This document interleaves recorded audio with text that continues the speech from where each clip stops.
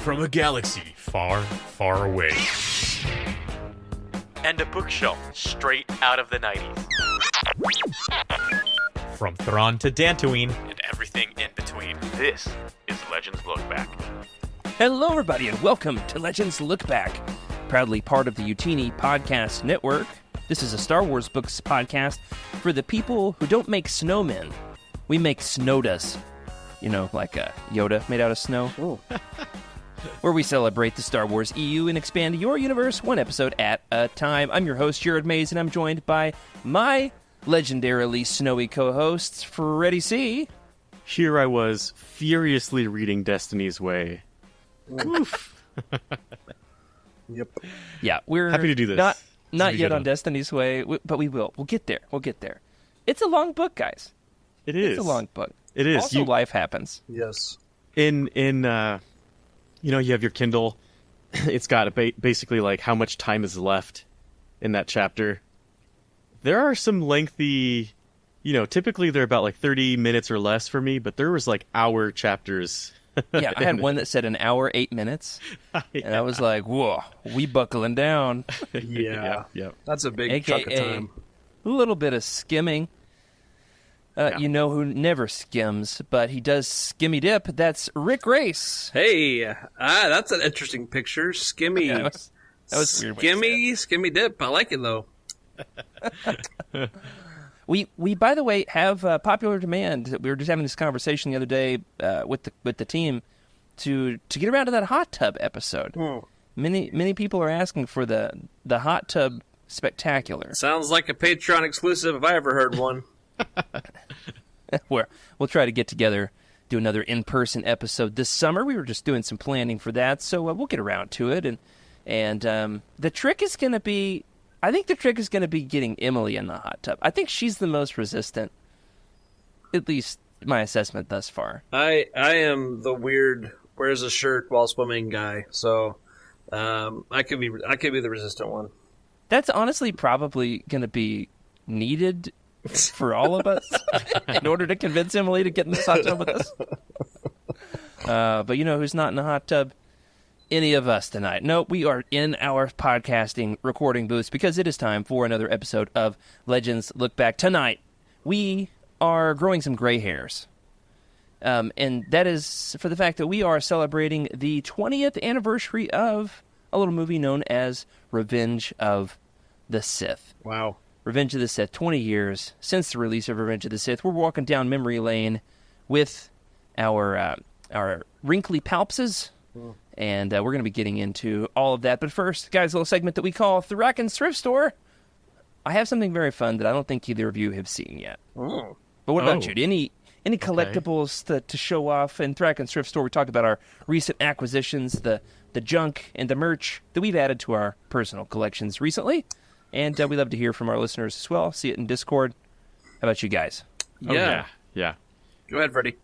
No, I was going to say, we don't do this one often anymore because we've got a lot to cover, but every time, especially recently, there's one purchase that really took the bank, but I've been doing a lot of retro, going back, looking at some of the old stuff again, so not so quite expensive, I suppose.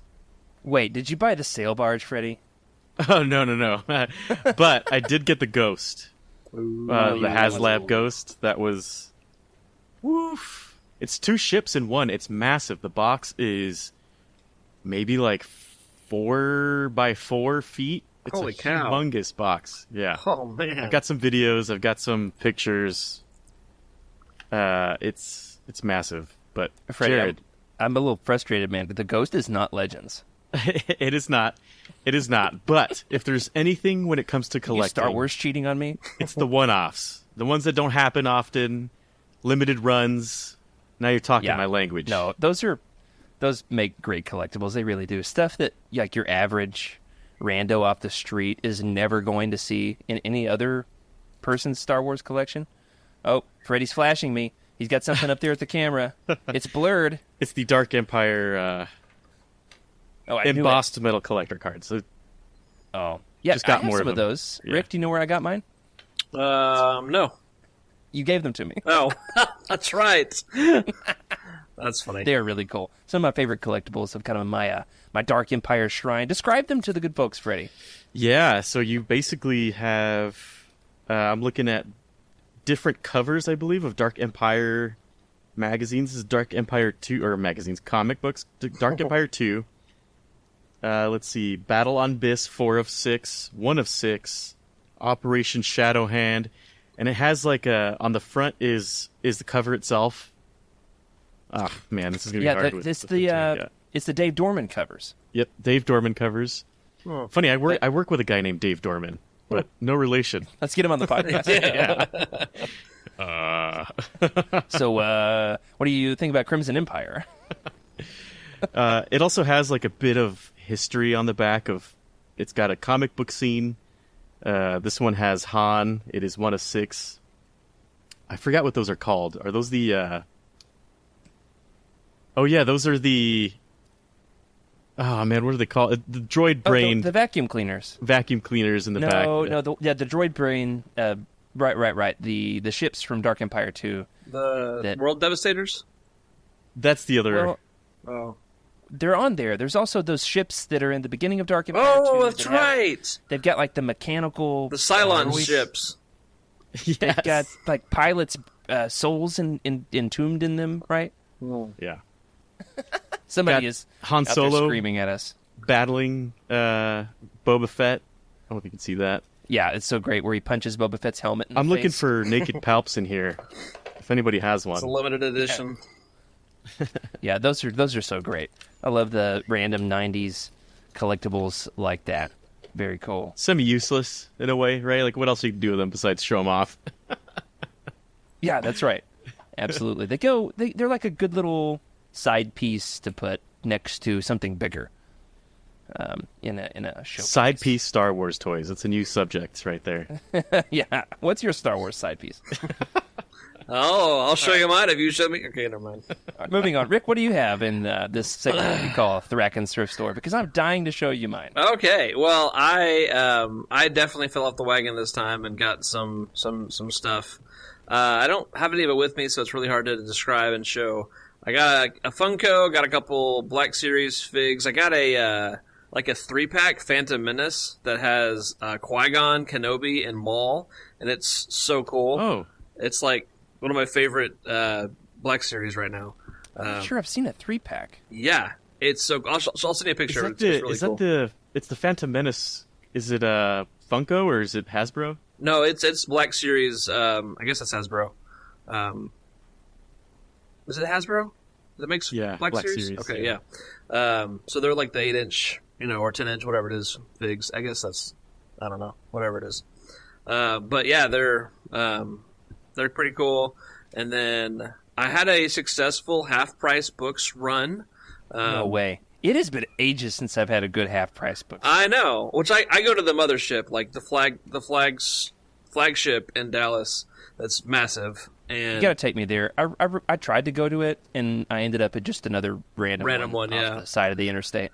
It's really hit or miss, but it's a spectacle. It feels like it's a wholly religious experience when you just walk into that store because it's so many books. But yeah, I got a couple. Mine felt holy in a different way. Like there were literal holes in the floor. Yep. I've been there, done that as well. But I let's see, what did I get?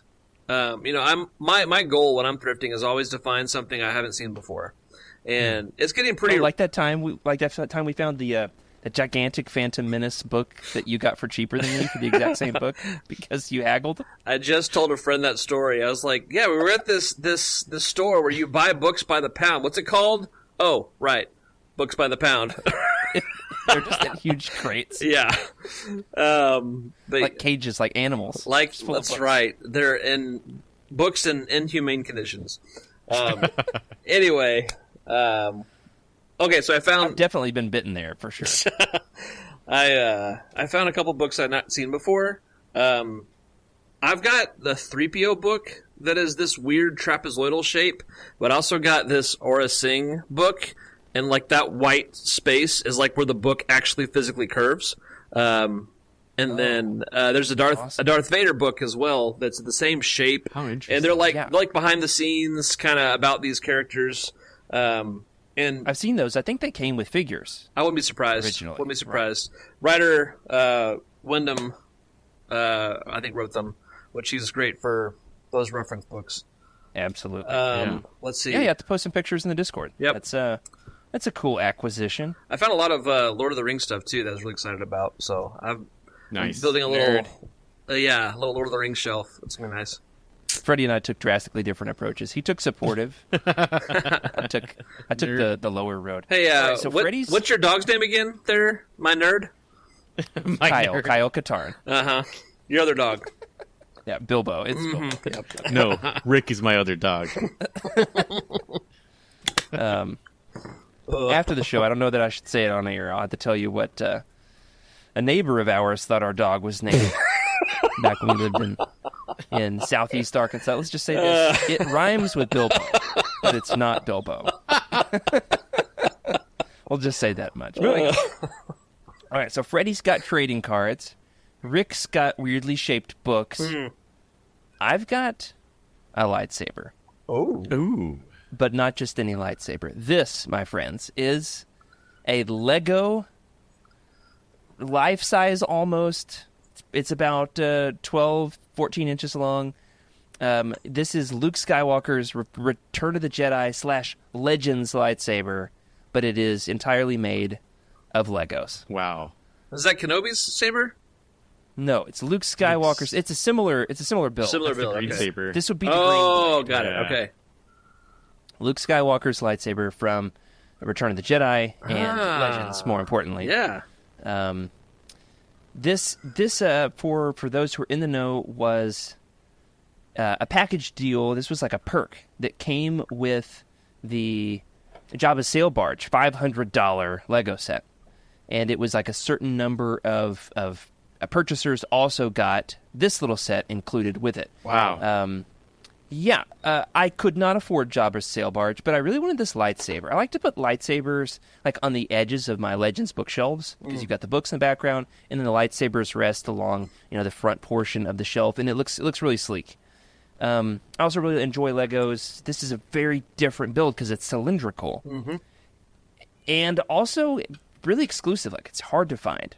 Yeah. They made one a few years ago that was Luke's, like the legacy saber that was Anakin's and then Luke's and then Mara's and in canon it's gone on to I don't know Rey Star Wars or whatever, this particular kit is out in the wild, but it's like expensive to get without the sail barge. Well, I hacked it through Reddit. Shout out to the internet and the cretins on Reddit. I found the instructions legitimately, through Lego's website, and then their like pick a brick portal. What? And I put all of the individual pieces one by one into my cart. That's how you do Holy it. cow! That's how you do it. And it only cost about $30. Wow. And I've got this really, really cool saber. Here's the funny thing. Half of the pieces were shipped to me domestically, and the other half had to be sent from Denmark. Oh, Yep. That The sounds right. It motherland. took... Yep. I ordered them with birthday money. My birthday is in October. And Wow. the second half of the kit just came in last week. Wow. So it took, 2 months for them to get here? 3 months? Sheesh. Amazing. Yeah. Anyway, the coolest part about it, and it's hard to access, there's a green crystal. There's a little chamber in here that like most people would never see that has, see if I can get to it here. It's got Oh, a for the fans who can't see, it is everywhere. The pieces are flying everywhere. It's absolute Yeah, carnage. There's the little green crystal. I've shown pictures in the Discord. It's really cool. I've now added. I have not pulled the trigger yet, though. I definitely will. I've added all the pieces for the other saber, the Luke's other saber, to my pick a brick cart. Nice. That's I'm awesome. not here yet. If you're interested, hit me up in Discord, and I'll send you a link. All right, are we ready to move on? I think so. Let's do it. Yeah, I'm looking up on eBay these things, and dang, they are expensive. If you get it sealed in bag, it really is. You got to go the back door way, like I did. Yeah. Yeah. Absolutely. The That's only piece that I wasn't able to get was the nameplate piece that says Luke Skywalker's lightsaber. Which, who cares? We also try to play like the how to be an affordable fan, right? And honestly, in most cases, you can do that for any. Most of the plans for most of the exclusives are online. So if you missed out and it's not on sale and you don't want to pay $800, you definitely could go the route of building it yourself for like a fraction of that price. The only You gotta be problem, crafty. yeah, exactly. The only problem is you might not see the other half until it clears customs. Right, and even then, like there might be a piece or two that you've got to work around. Yep. You know, that the other kit that I'm looking at, it looks like there's 3 pieces that I'm not able to get. So I'm thinking, like, with some Lego ingenuity, what could I use instead? Am I okay with a different color piece here? You know, that kind of thing. Yeah. But the finished product, you know, it's really one of the coolest collectibles I've got That's awesome. in the collection. So, speaking of cool collectibles you can add to your collection, let's get to a segment that we call Legends Lookout. In this segment, we talk about the Legends releases that are coming up on the timeline, the things that are hitting the shelves, the time capsules, if you will, from the bygone golden age of Star Wars that every now and then gets a fresh coat of paint, such as the Essential Legends Collection. Guys, it is, as of recording, Tuesday, February 4th, 2025, and that means that we have 3 new books added to the lineup of the Essential Legends Collection. Today, Rick, tell the good folks what those books are. Yes, and they are some good books, and it fits with our theme tonight. First up, we have Dark Lord, The Rise of Darth Vader by Jack James Lucino, which also includes the audiobook read by Mark Thompson. Great book. Also out is Scoundrels by Timothy Zahn, or Timmy Z, as the real ones call him. And The Force Unleashed #2 by Sean Williams, story by Hayden Blackman. Yeah, I don't have a fun nickname for him. We'll have to meet him IRL one day, and then maybe we'll have something. Like the time that I went swimming with Barbara Hambley, that was fun. How random. Allegedly. I'm not certain it was her, but like maybe. Who knows? Yeah, these are good books. We're going to be doing a little book club. We'll talk more about that in a second, about one of them. But Cool. I was doing some digging around the interwebs today, and I found some more news about ELCs. I'm not certain that this is a full wave, but it's something. There's some more ELCs that are hitting the shelves in June, Freddie. Did you hear about these? I heard briefly about them amongst the, what did you call them, cretins of Reddit? Yeah. But it's interesting. I'm a bit shocked at choices. Honestly, smell it? all of the ELCs, I'm getting a bit of, some shock of like, I'm surprised they went with this one instead of maybe some of the other greater books. But hey, Yeah. we're getting stuff, and I'm happy about it. Right. Specifically, we're talking about Rogue Planet by yep. Greg Bear and Shadows of the Empire by Steve Perry. Both of these allegedly will be in the next wave of ELCs coming out in June. Will there be more? Have we had a 2-book ELC? I don't know. I feel like we did early This is on. like a partial No. wave. It feels like a partial wave, but I don't know. Yeah. I'm hoping they'll add to it. But One of which is a best smeller, right?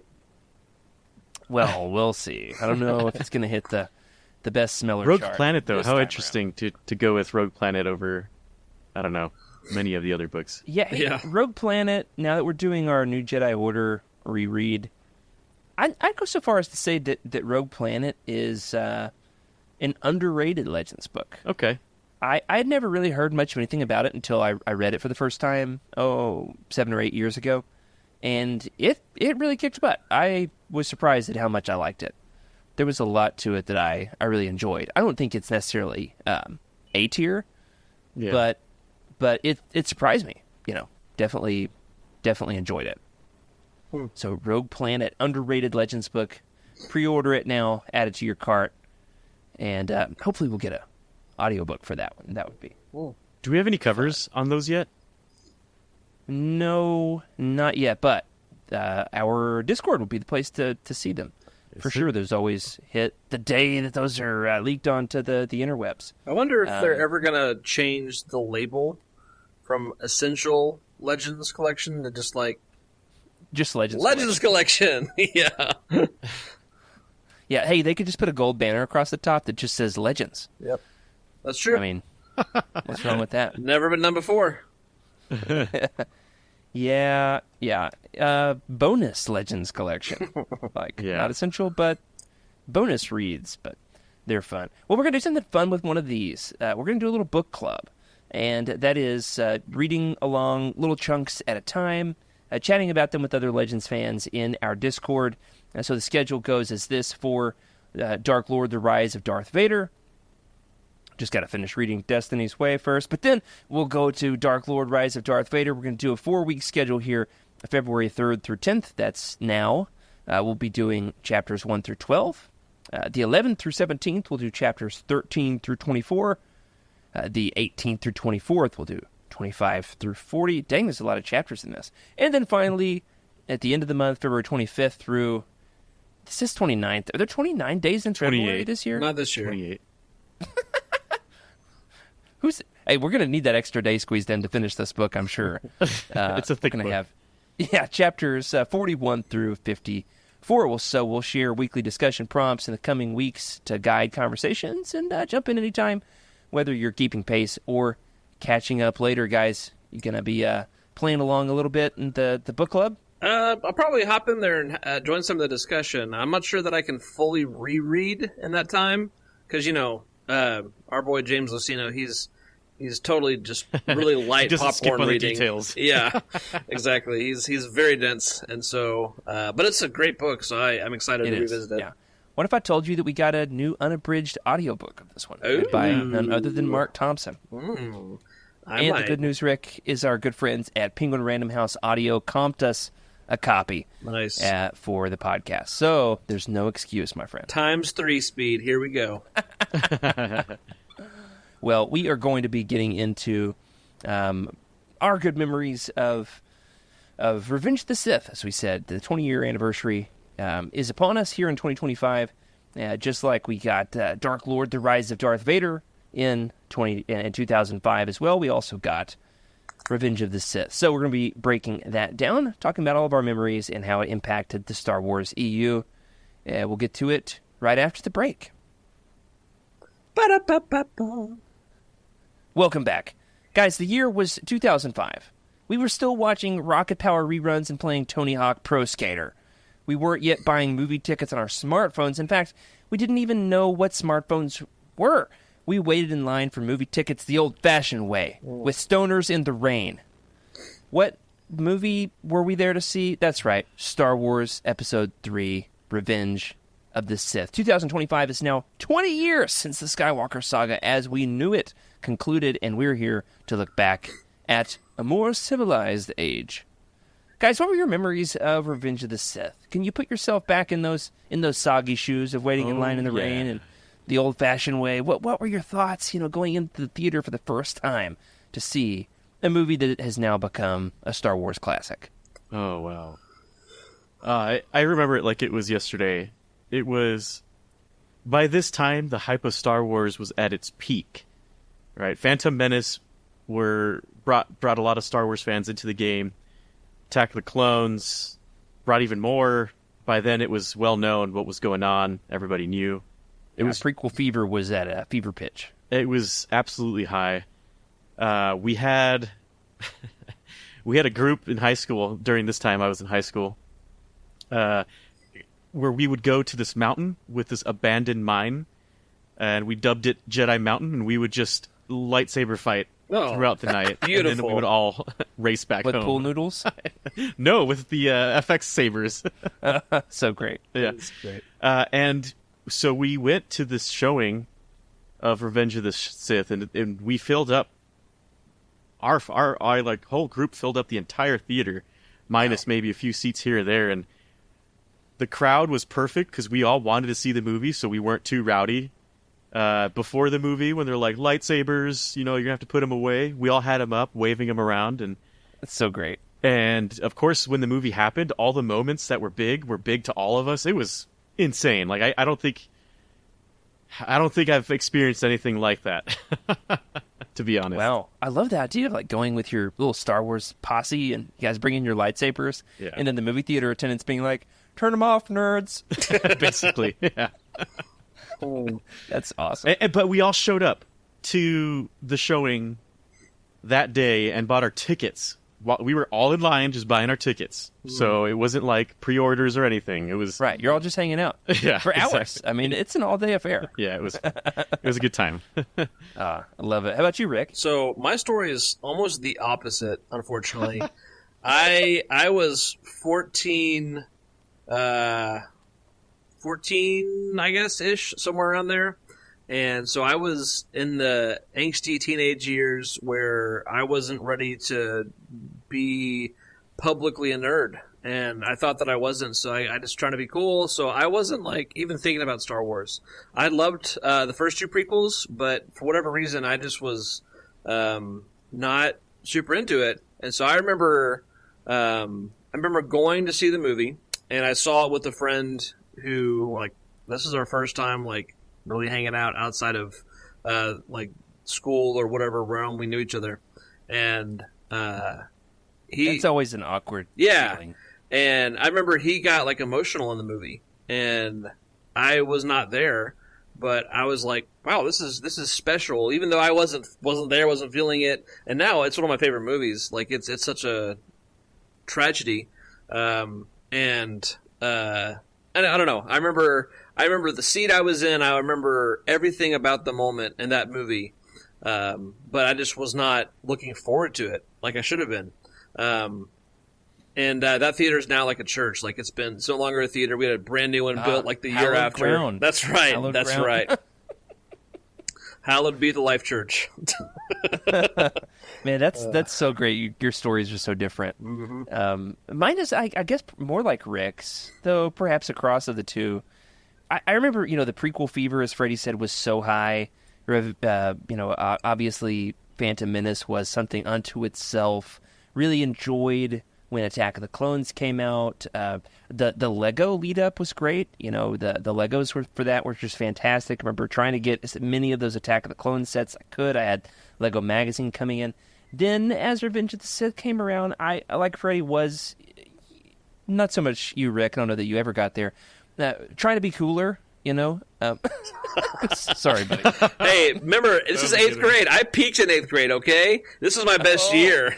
You had swoopy hair. Yeah. I definitely remember, when Revenge of the Sith came out, I wasn't necessarily playing with the Legos every day like I was perhaps 2-3 years earlier.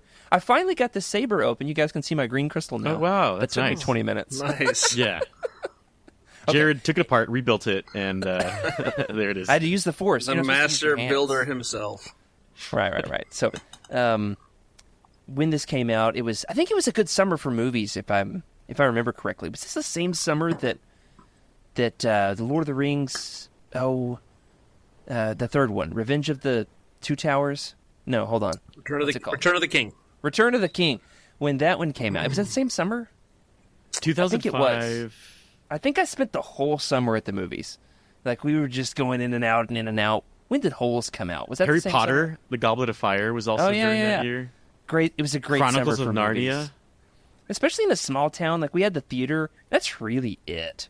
We didn't have a lot of other fun things to do. Like you could go to Sonic, or there was like a little bayou by the park. We would gather up critters and stuff. Like there wasn't a lot of fun things to do. Toilet papering houses would be like a couple years after this, right? It's a magical summer of movies. My friends and I going to see it. I do remember though, like it was a spiritual experience, seeing a new Star Wars movie for the first time in theater. All my bonehead friends, I was like, guys, you better take this seriously, or I will punch you in the face. This is very important to me.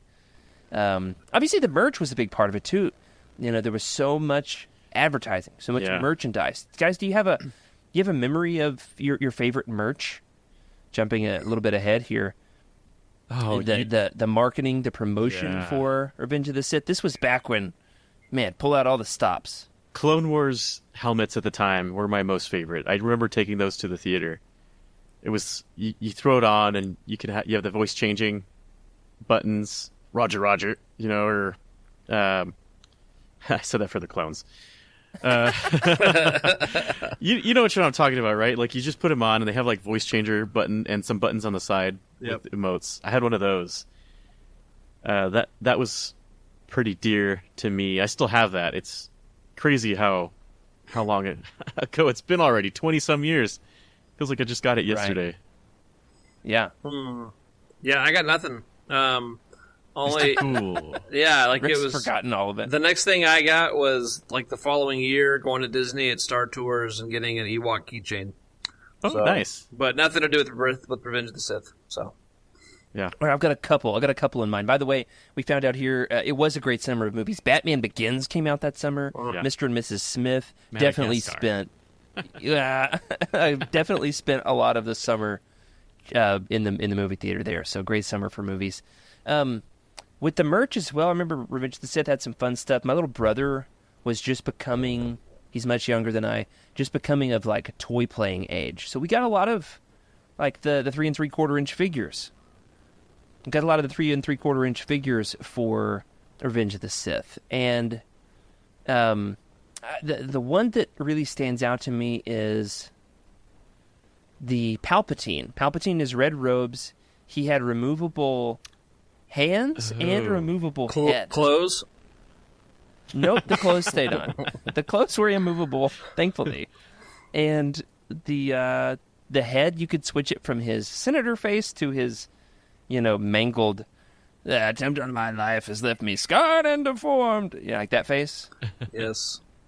And then his hands, he had regular hands, or he had like lightsaber holding hands, or like sparkle fingers as well.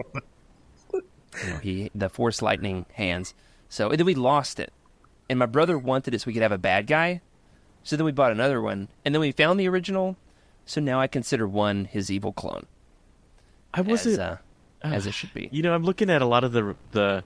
I have some of the Legos, but Hasbro, I recall them having this bubble looking odd card back. Never really into that card back. It was just too weird. I never collected them. Right, yeah, they were very iconic. It was like Vader's face, but the eyes were big and the big bubble. The other piece of merch I definitely remember was there was a lightsaber, coming back to the lightsaber chat from earlier. There was a lightsaber with Anakin's saber that would change in a color-changing blade. So it could either be blue or red. And if I remember correctly, this made me think that in the movie, he, like in advance of the film, right? The toy came out before the film. Made me think that his saber would turn red during the movie. And so then we would see Obi-Wan battling with a blue and Vader, Anakin, fighting with a red. In the movie, that's not what happens. And I was like, these toys are liars! Man. But very iconic. I imagine that would be a fun one to get your hands on now as a collectible 20 years later. I think Black Series was in. I think it was ongoing during this time as well. I'm not entirely sure. I feel like it was right about the time that it like started. the beginning. Maybe, yeah. I don't know. Anyway, a lot of good let us merch. Let us know, everybody, what's your favorite Phantom Revenge of the Sith collectible from back in the day. We're thinking old school. We're thinking the original release of the merchandise. Okay, so your memories of Revenge of the Sith. How about now? How's it aged for you? How do you guys think about the movie 20 years later? The sentiment, has the tide turned, Rick? Oh yeah, it's a masterpiece. I still think that Yoda's little escape capsule looks like an anal probe. But What? that was my first thought in the theater. I leaned over to my friend who's like having an emotional moment. I'm like, "Was that an anal probe?" And Yes, it was. Eighth grade Rick. I think he just Mature was. as always. I think he was like. I think it probably was the moment that he stopped being friends with me, actually, because like I ruined the moment for him. This man doesn't respect Star Wars. Exactly. Yeah. But no, like Look at you now. yeah, it's a fantastic movie, and what makes it even better for me is having read the novelization and the depth that adds to the characters and their feelings that you can't articulate in a movie very well. And so, The dragon. mhm. Yeah, Matt Stover. We can call him Matt, by the way. He likes to be called Matt. Yeah, man, that's That's a separate conversation. probably not as much Next as level. as Luke likes being called master. Man, that's just a next level book. Absolutely.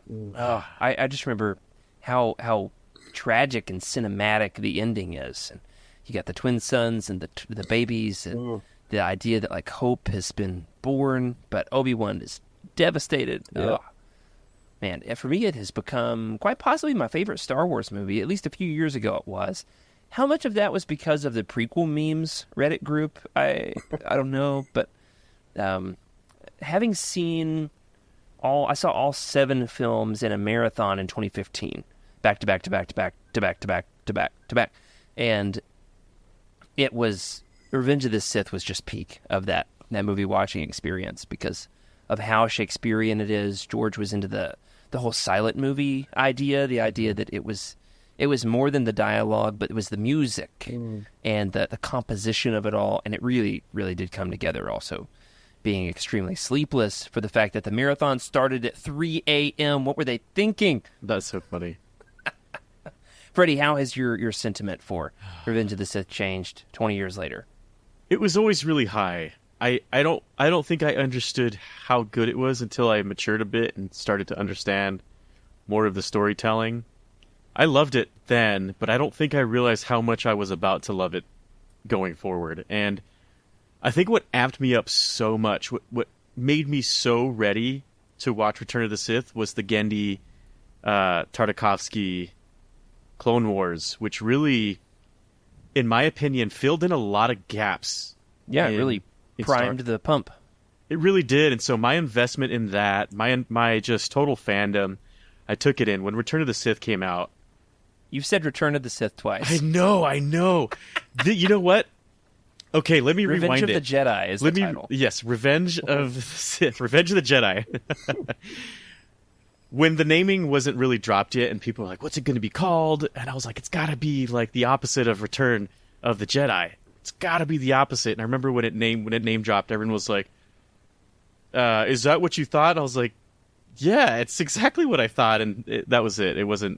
It dropped. And I was like, man, I thought it was going to be a cooler moment. Great title. Great title. Yeah, so Revenge of the Sith, it is kind of the Return of the Sith in a way. Because they... For sure. What was it? The last time we had really seen them was during Bane's era.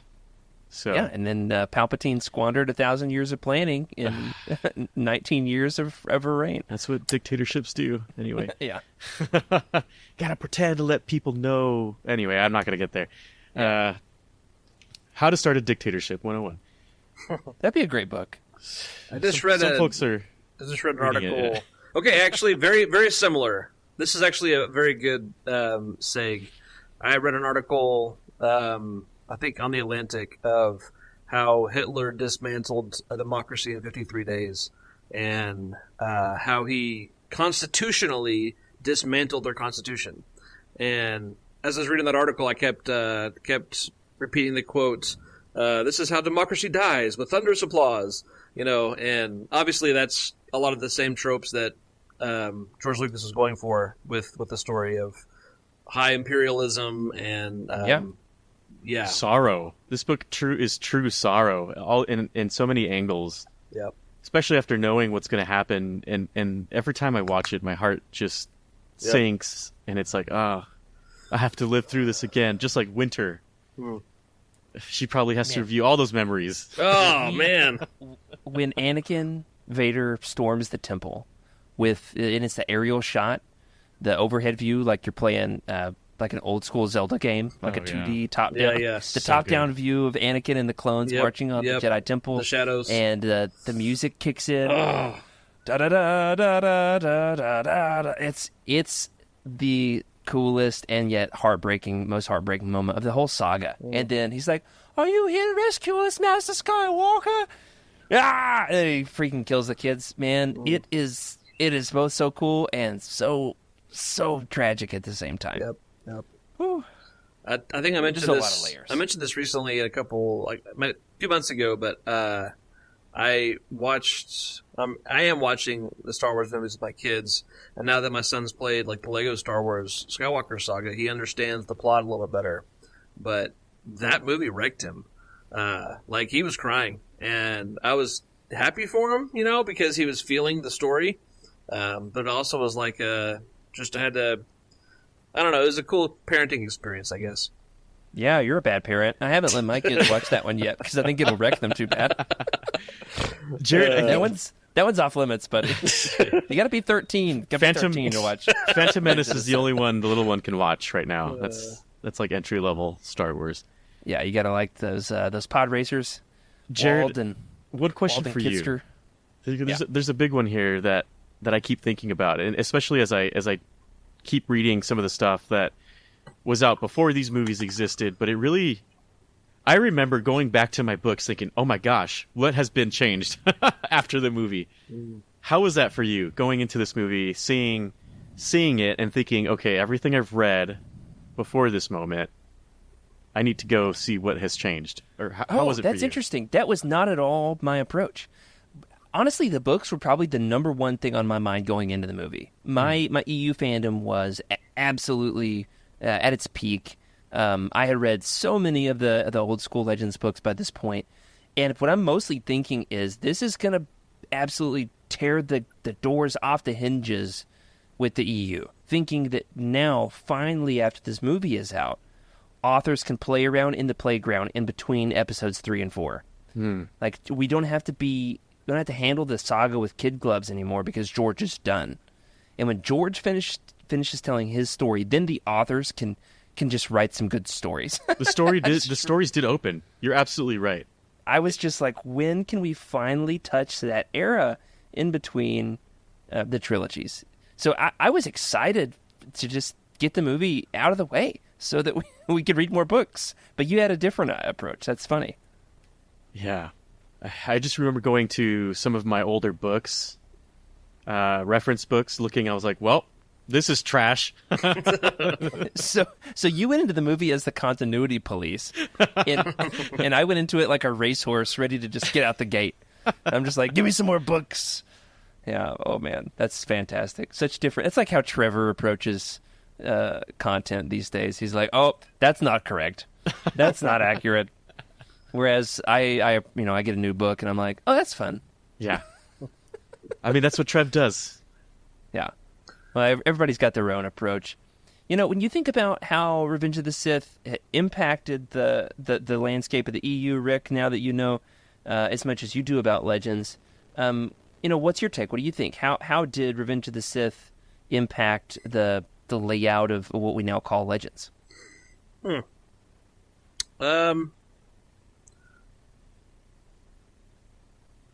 Wow, that's interesting. The bulk of what I think of when I think of Legends books would be post-original trilogy. But there obviously are a lot that take place in the prequel era. And we got a lot more like Vader. I'm thinking Vader comics after this. Okay. Yeah, we did. People felt like they could play around with Vader a little bit more. Yeah. Because we knew his story, and it was kind of set in stone. There were more comics than there were books. Revenge of the Force Unleashed. The Force Unleashed is like the seminal dark times. It's got a lot of Vader's Secret Apprentice. That would not be possible. Yeah, for sure. If we didn't have Revenge of the Sith. All of the Clone Wars content, none of that would have been possible without. Oh yeah. That we've got what, 3 years? A 3-year gap, Jared, between Attack of the Clones and this one, right? Revenge of the Sith. So that 3 years was open to a lot of folks, and we got a lot of YA books, a lot of kids books, a lot of Clone Wars focused books. And honestly, I feel like a majority of those focused around just those 3 years. Well, that was the Clone Wars multimedia project, which Yeah. spanned that gap. It's still going. Well, was that published in between episodes 2 and 3, kind of leading up to episode 3? Like you were kind of walking through the Clone Wars in real time. I think that's what happened. A lot of Ayla Secura, Quinlan Voss stuff. That's right. Quinlan Voss with his discovery of the dark side, and his what was his ability was like he was almost like a sleuth, where he could see like footsteps or something that the Force would lead him basically with visual clues or something. Yeah, and it's something they've done with some other characters as well more recently. Some of that like psychometry Yeah. Oh yeah. Cal Kestis, the Oh, redhead. Yeah. He's got some of that.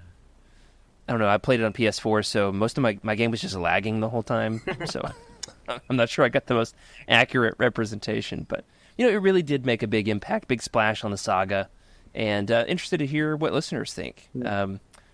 How did Revenge of the Sith impact the EU in your opinion? I really love how, if nothing else, it set up for the tremendous Darth Vader trilogy. That's not really a trilogy, unofficial trilogy, I guess. Well, it's some of the best Star Wars books ever written. Yeah, Yeah. And so, Break it down for folks that don't know what we're talking about. okay, let's see what we got. Labyrinth of Evil, the Revenge of the Sith novelization, and then what is it? Rise of Darth Vader. Yeah, the one that we just got the ELC of today.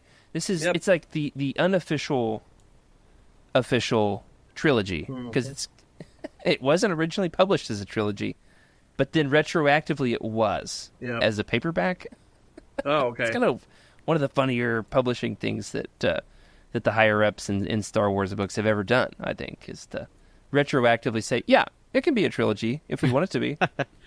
Yep.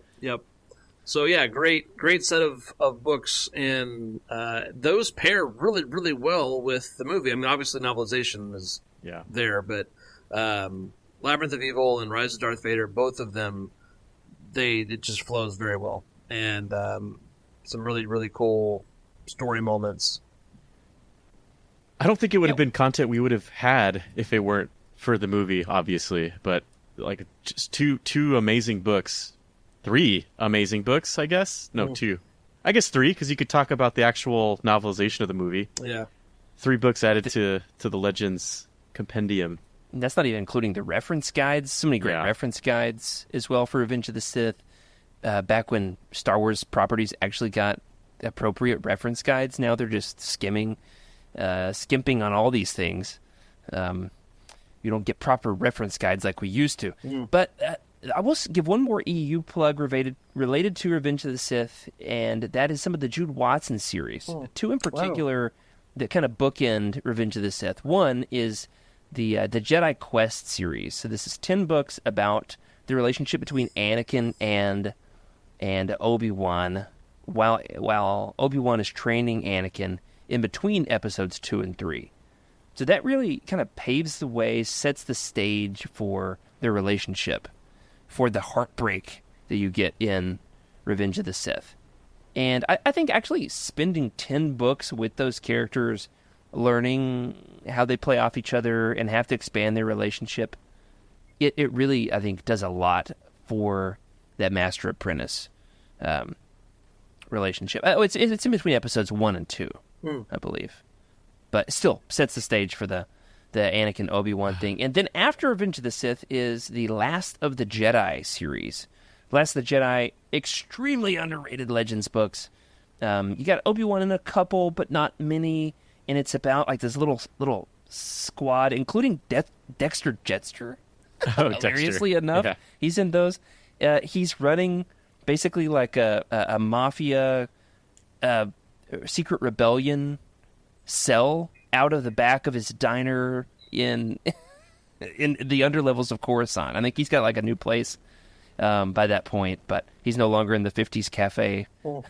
But anyway, good little kind of like a reaction to Revenge of the Sith. People were like, we're not going to take the Empire lying down. So those were great Revenge of the Sith tie-in adjacent books. You know, the one thing that Go ahead. really points out, and we'll talk about this more, but because we're talking of Revenge of the Sith right now, the one thing that really impacted me more now in the current history of Star Wars is reading Destiny's Way, hearing what the perspective of losing a apprentice or a friend to the dark side, and how helpless that you feel that you can't bring them back to the light, and to think how Obi-Wan and going back and thinking Revenge of the Sith, how Obi-Wan must have felt that moment. You could see it in his screams, right?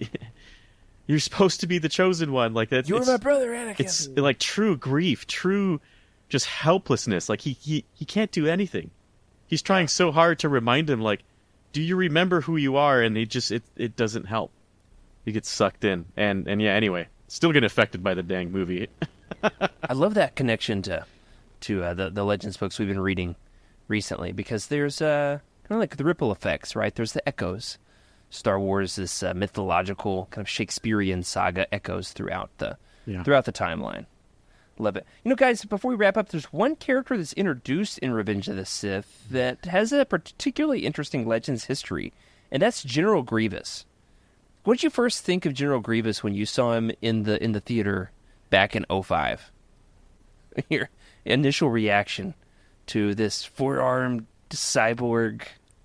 You're like, this is supposed to be the end of the saga? Why? Who is this? What do you think about General Grievous? I was very confused. I remember thinking, is this Dooku? What happened to Dooku? Did he become a cyborg? Or wondering if he was a person or a robot. I just didn't know what he was.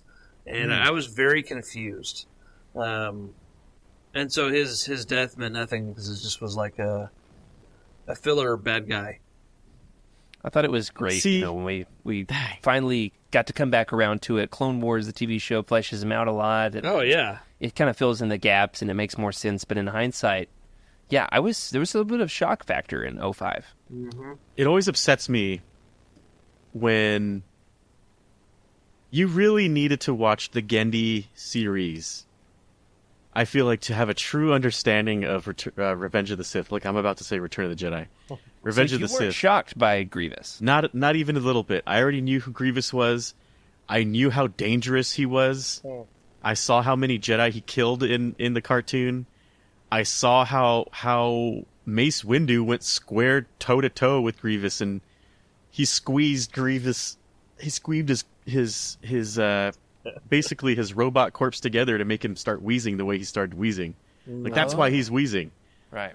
But like you lose all of that, and it's like, man, those cartoons, if you have not seen them, go watch every single one of them, and go they're watch on Disney Plus now. Yeah, go rewatch Revenge of the Sith, and you'll see it in a different light. But also, it's unfortunate because, like, you know, those cartoons, I had to wait weeks sometimes to watch the next one, and so you're building up these characters, you're talking about them in class, like, oh my gosh, what was that thing? That four-armed freak.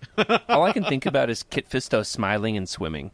Oh yeah, that too. That's like the one Genndy moment. Also, like gritty. Anakin riding a horse. Yeah, it was gritty. I only ever saw it in fits and spurts, so I could only catch the little mini episodes when I could catch them. So I didn't get to see every single one all put together until adulthood. It's been a while for me. I'd like to go back and check it out. Totally different perspective. That's great. Legends, of course, fills in some of Grievous's backstory, and you get some idea of he was once this before he had the cyborg body. And I can't just recall all of it from memory, but really, really interesting character and a risk from George. Risk from George. I think it works narratively to take Obi-Wan off the playing field while Anakin is having his fall.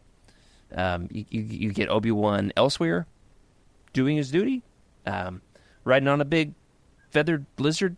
I mean, that thing's the real star of the saga. That lizard horse that he rides on Utapau. That thing's awesome. I can do the sound. Nope. There's so many great sounds in that movie. Oh yeah, and that's not even getting into the soundtrack, which might be the best in any Star Wars film. For my money. Yeah, I mean, it's so good. It's such a great one. Yeah. Absolutely. Phantom Menace was also fantastic. Like, it brought was. new music to Star Wars. Yep. I've got a different relationship with the soundtrack for Revenge of the Sith because that was the age in which I started actively buying CDs.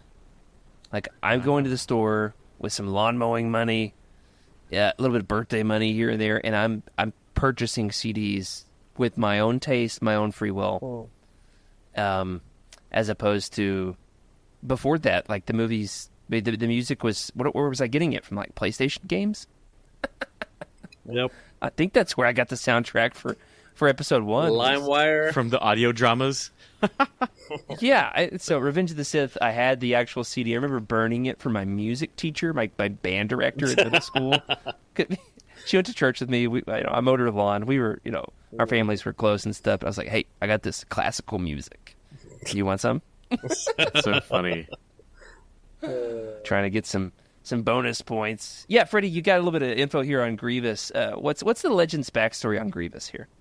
Well, I don't have the Legends backstory, but he was supposedly like a war master, a brilliant tactician. He was Kalish, and they're bipedal reptilians, basically the people that live under the Denver airport.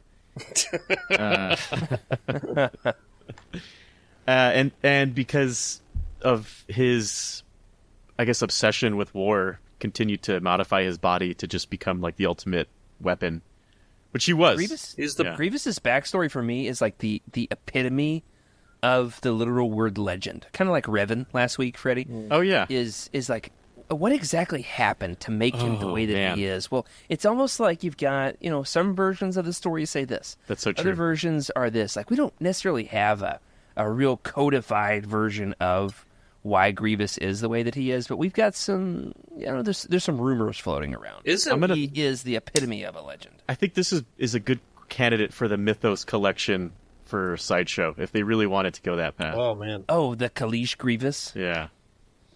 Is there not one? I feel like there's one already. Maybe. Some of my favorite figures are Grievous figures, because they're... I don't know if I've seen a Sideshow, but one...